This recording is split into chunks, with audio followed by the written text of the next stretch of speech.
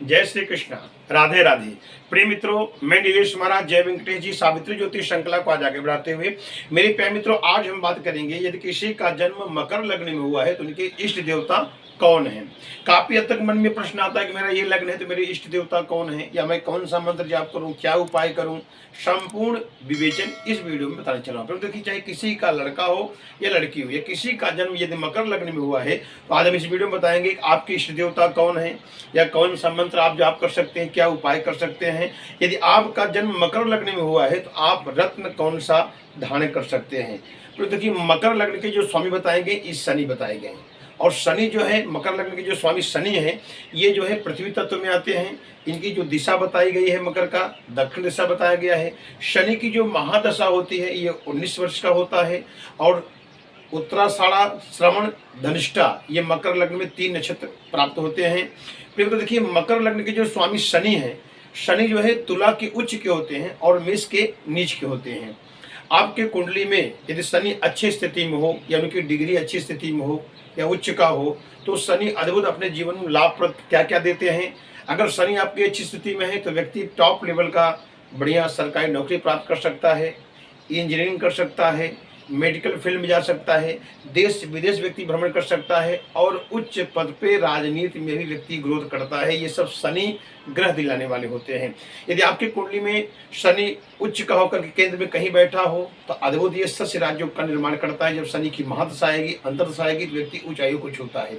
या आपकी कुंडली में शनि केंद्र भाव में कहीं बैठा हो, 1, 4, 7, 10 इन स्थानों में कहीं भी शनि बैठा हो, अद्भुत जो है सस्य राज्यों का निर्माण होता है। जब शनि की महादशा अंतर्दशा आएगी तो व्यक्ति जीरो से हीरो बनता है, उच्च पद पे अपना नाम रोशन करता है। संपूर्ण जीवन का सुख जो है ये शनि ग्रह दिलाता है। केवल कंडीशन ये देखना है कि शनि की डिग्री 0 से 1 ना हो, 29 से 30 डिग्री ना हो, या कहीं शनि राहु एक साथ होकर न बैठे हों, या 6, 8, 12 भाव में न बैठे हों। तो ये सब कंडीशन थोड़ा सा डिग्री देख करके करें, या तो उसका उपाय मैं बताऊंगा क्या करना चाहिए। आज का जो मुख्य विषय है, यदि आपका मकर लग्न है तो आपके इष्ट देवता कौन है, आप कौन सा रत्न धारण कर सकते हैं, क्या उपाय, क्या मंत्र, संपूर्ण विवेचन बताइए। एक निवेदन है, यदि आप हमारे चैनल पर नए जो सब्सक्राइब, मेरा वीडियो आपको अच्छा लगे तो आप अवश्य लाइक करें। आगे बढ़ते हैं।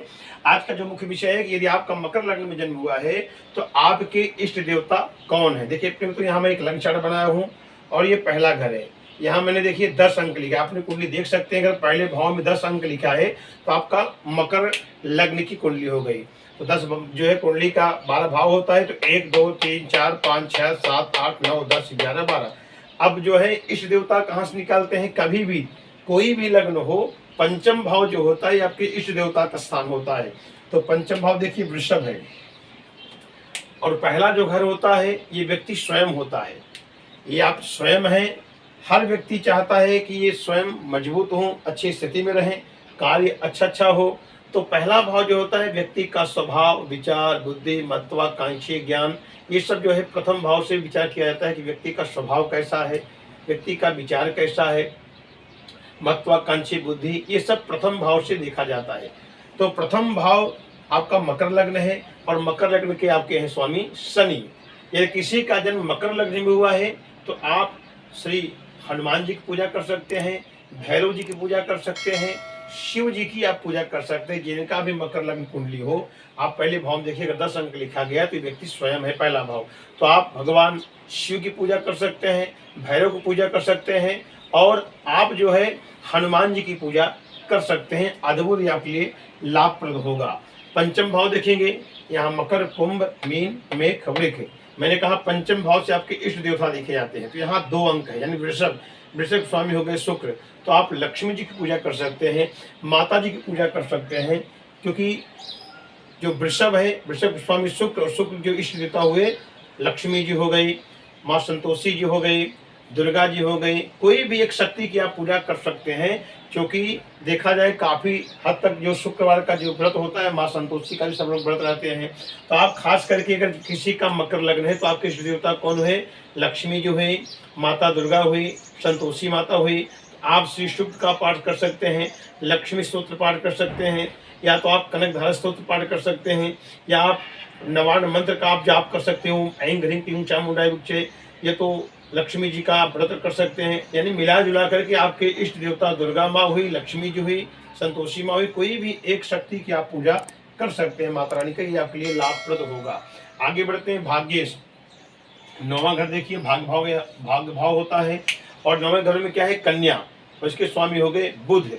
अब आपका अगर मकर लग्न है तो भाग्येश आपका कन्या, थोड़ा और गहराई से आप समझिए कि प्रथम भाव व्यक्ति स्वयं हो गया, और पंचम भाव आपका अभ्यास, पढ़ाई, पुत्र, ज्ञान, ये हो गया प्रेम स्थान, और ये हो गया भाग्य स्थान। हर व्यक्ति चाहता है कि मेरा भाग्यशाली हूँ, मैं आगे बढ़ूँ, उच्च पद पे नाम रोशन करूँ। यदि आपका मकर लग्न है तो भाग्येश आपका कन्या हुआ, कन्या के स्वामी बुध हुए।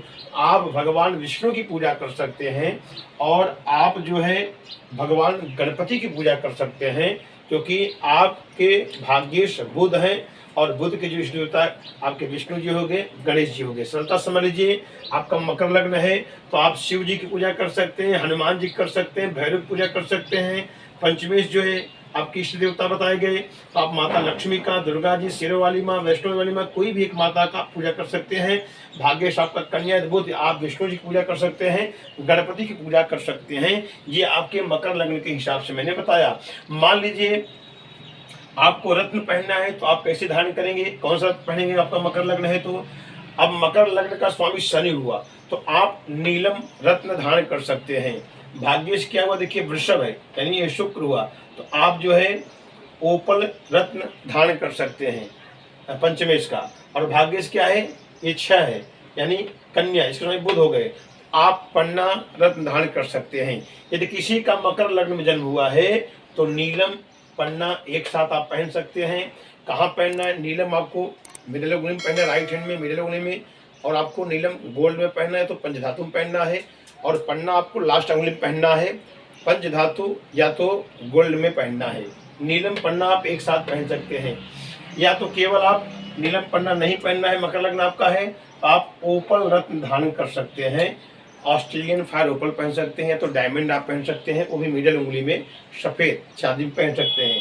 अब थोड़ा एक कंडीशन इसका क्या देखना है, यदि आपका लग्ने जो शनि है, नीलम आप कब नहीं पहन सकते, जब शनि 6, 8, 12 भाव, आपने कुंडली देखिए, अगर मकर लग्न है तो शनि अगर आपका 6ठे घर में बैठा हो, 8वें घर में बैठा हो, या 12वें घर में, इसे भाव भी कहते हैं, 6, 12 भाव में बैठा हो शनि, तो आप नीलम भूल करके ना पहने, तो साइड इफेक्ट आपको रिजल्ट अच्छा नहीं मिलेगा।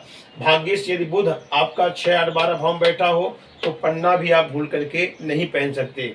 यदि आपका पंचमेश वृषभ का जो शुक्र है, यदि आपका 6, 8, 12 भाव में बैठा हो तो ओपल रत्न डायमंड आप नहीं पहन सकते।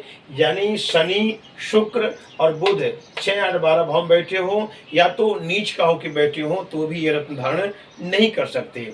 मान लीजिए शनि आपका गड़बड़ स्थिति में है, मान लीजिए शनि के साथ आपका राहु स्थिति में बैठा है, राहु शनि 6, 8, 12 भाव में एक साथ होकर बैठा हो, या शनि गड़बड़ स्थिति में चल रहा हो, तो करना क्या चाहिए, आप शनिवार के दिन हनुमान जी के मंदिर में जाइए, तेल और मदार का पत्ता चढ़ाइए, शनि का भी दर्शन करिए, शिव की पूजा करिए, और आप जो है भैरव की पूजा करिए, और हो सके तो नियम बना लीजिए रोज सुंदरकांड या हनुमान चालीसा का आप पाठ करिए, पंचमुखी हनुमत कवच पाठ करिए, इससे आपका शनि अद्भुत मजबूत होगा, आपको ऊंचाइयों पे ले जाएगा। मान लीजिए आपका शुक्र गड़बड़ है, या शुक्र 6, 8, 12 भाव में बैठा है, तो क्या करना चाहिए आपको सब, क्योंकि आपको मैंने पहले बताया कि पंचमें शुक्र आपका इष्ट देवता हुआ, तो शुक्र का जो स्वामी मैंने बताया आपको, वृषभ का स्वामी शुक्र हुए, शुक्र के जो इष्ट देवता हुए ऐसे लक्ष्मी जी, तो आप क्या करना है, आपको शुक्रवार दिन आपको सफ़ेद चीज़ आपको दान करना, जैसे सफ़ेद चावल हो गया, शक्कर हो गया, सफ़ेद कपड़ा हो गया, खीर हो गया, ये सब चीज़ आप दान कर सकते हैं, पनीर हो गया, इससे आपको काफ़ी हद तक आपको लाभ मिलेगा। और आप सफ़ेद कोई माता जी का चांदी का मूर्ति इत्यादि आप मंदिर में दान कर सकते हैं, इससे भी आपके इष्ट देवता आपके मजबूत हो गए, शुक्र आपके मजबूत हो गए। भाग्यश आपका कन्या समय बुध हुए, तो आप बुधवार, अगर मान लीजिए बुध आपकी गड़बड़ स्थिति में बैठा, क्या करना चाहिए, आप हरा घास बुधवार के दिन गौ माता खिलाइए, और हो सके तो 108 दुर्वा गणपति मंदिर में ओम बुंग बुधाय नमः करके, तो ओम गंग गणपति नमः करके आप गणेश जी को अर्पण करिए, इससे आपका बुध आपका मजबूत होगा। शनि शुक्र और बुध, इनको मजबूत करना है तो इनका मंत्र भी आप जाप कर सकते हैं। शनि का ओम संग शनिश्चराय नमः हो गया, शुक्र का हो गया ओम शुक्राय नमः हो गया, और बुध का हो गया ओम बुधाय नमः हुआ। इन मंत्रों का आप जाप हवन भी कर सकते हैं, इससे भी आपको रिजल्ट अच्छा मिलेगा। फिर तो आपको आज मैंने बताया कि यदि आपका मकर लग्न है तो आपके इष्ट देवता कौन है, मैं एक बार रिपीट कर दे रहा हूँ। मकर लग्न है तो आप हनुमान जी की पूजा कर सकते हैं, भैरव जी की पूजा कर सकते हैं, शिव की पूजा कर सकते हैं, लक्ष्मी पूजा कर सकते हैं, दुर्गा पूजा कर सकते हैं, विष्णु की पूजा कर सकते हैं, गणपति की पूजा कर सकते हैं। ये आपके लिए लाभ प्रद होगा। आशा करता हूँ वीडियो आपको अच्छा लगा हो। यदि अच्छा लगा हो इसे आप लाइक करें, सब्सक्राइब करें। अगले सत्र फिर मिलते हैं। नमस्कार।